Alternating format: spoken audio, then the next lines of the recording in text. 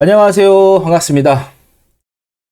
시장이 안정이 되려면은 미국 시장이 안정이 돼야지만 국내 시장이 안정이 된다라고 지난 방송에서 말씀드렸는데 미국 시장이 계속해서 불안합니다. 나스닥이 2.43, 필라델피아 반도체 지수가 4.13 급락이 나오면서 그 영향을 국내 시장이 그대로 받고 있는 그런 상태인데 미국에서 국채 금리가 반등이 나왔어요. 경제가 나쁘지 않다라는 걸 의미하고 있고, 그 다음에 알파벳이 급락이 나왔는데, 알파벳이 이렇게 급락이 나온 적이 극히 드뭅니다. 얼마 없었을 거예요. 그리고 중동의 이 전쟁에 대한 리스크가 계속해서 진행이 되고 있는 상황.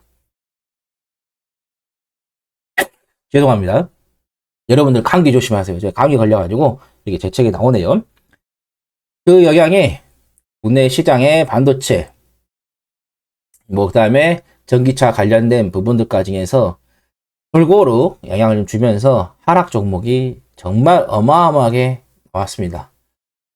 그리고 우리가 주변 아시아 시장들보다 하락세가 좀 더 커요. 일본, 대만, 중국, 홍콩 이렇게 비교했을 때 좀 더 큰 이유는 한미 간의 금리 격차가 있다 보니까는 그 영향을 고스란히 지금 받고 있는 그런 상태이다. DK 같은 경우는 2.22로 마감했고, 하락을 마감했고요. 상해 같은 경우는 상승 중에 있습니다. 종가 봐야겠지만 0.33%. 항생은 지금 마이너스 0.08% 좀 보합권에 좀 머물러 있는 상태이고, 그 다음에 대만 같은 경우는 1.74% 하락을 마감했어요. 근데 우리가 좀 더 하락이 좀 크게 나오는 게 조금 문제가 있죠. 그 다음에 삼성전자, 그다음에 SK하이닉스, LG에너지솔루션, LG화학, 삼성전기 등이 급락이 나왔어요. 자, 이렇게 보면은 삼성전자가 1.91, 그 다음에 LG엔솔이 2.44, 그리고 SK하이닉스가 5.88.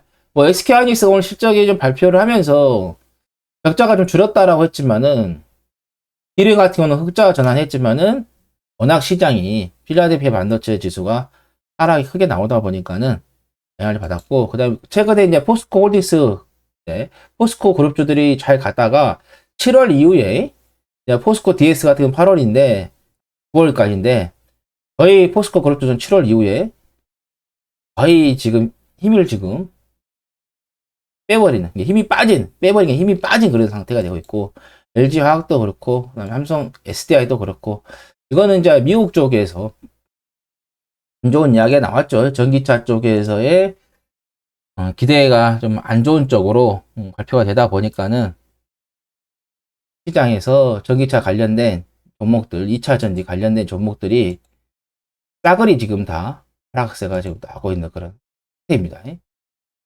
그래서 에코프로 BM 이 보면은 에코프로 BM이 6.29, 그 다음에 에코프로가 10%.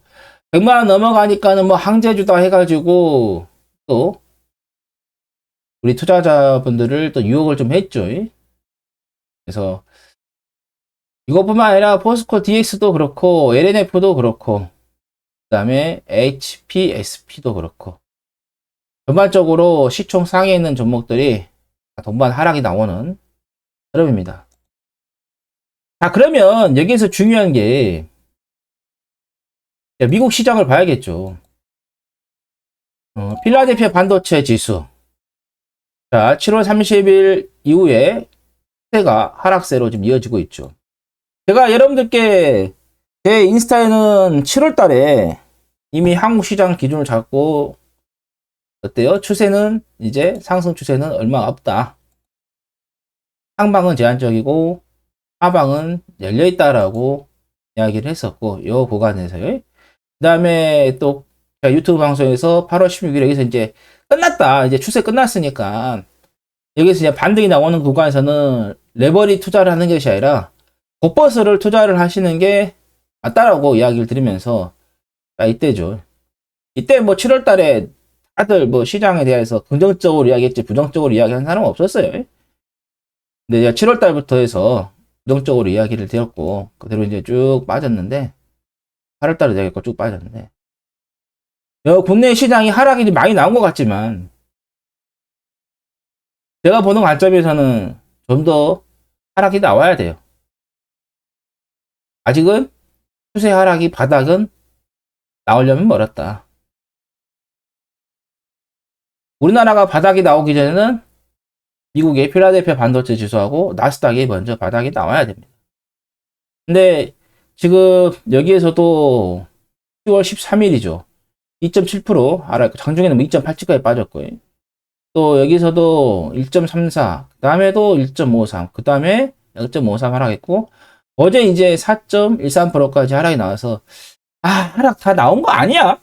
이렇게 생각할 수가 있으신데, 아닙니다. 좀 더 하락이 나와야 됩니다. 나스닥 가볼까요? 나스닥 똑같겠죠, 당연히. 나스닥도 똑같아요. 지금 보면은, 나스닥도 좀 더 하락이 나와야 됩니다. 우리가 이제 보면은, 하락은 길고, 반등은 짧잖아요. 여기서도 하락은 길고, 반등은 짧고, 이번에도 하락이 길게 나옵니다. 그래서, 이 하락에 대한 멈춤은 좀 더 기다려야 된다.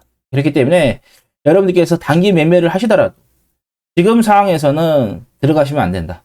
좀 더 기다렸다가 투자를 하시는 게 맞겠다라는 말씀 드립니다. 시장이 어렵습니다. 우리가 주식을 하다 보면은 이런 고비들이 정말 많이 나옵니다. 그렇기 때문에 이 고비 또 한 고비 한 고비 또 넘다 보면은 또 시장이 또 상승하는 흐름이 나오는데 여기에서 대응을 잘 하셔야 돼요. 그러니까 제가 제 인스타라든가 뭐 그다음에 페이스북에 이제 친구가 되셨던 분들은 7월 달에 이미 데뷔를 마음을 드셨을 것이고 그때가 아니더라도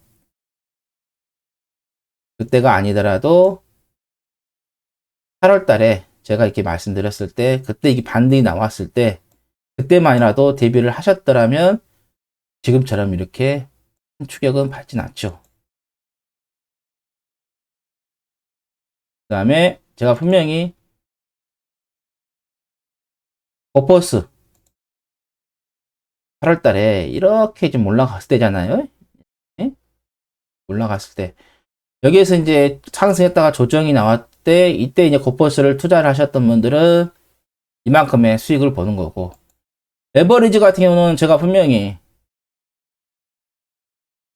여기에서부터 이제 이 전부터 여기서부터 이제 이야기를 드렸었는데 여기서부터는 강력하게 계속해서 지나칠 정도로 레버리지 계속 이야기 드렸어요.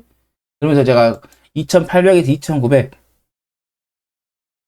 이야기 드렸지만은 주식이란 생물이기 때문에 방향이 어느 순간 바뀔 수 있으니까 거기 흐름에 맞춰서 대응해야 된다고 말씀드리면서 이렇게 하락했다가 올라왔을 때 이때 이제 레버리지는 정리를 해라.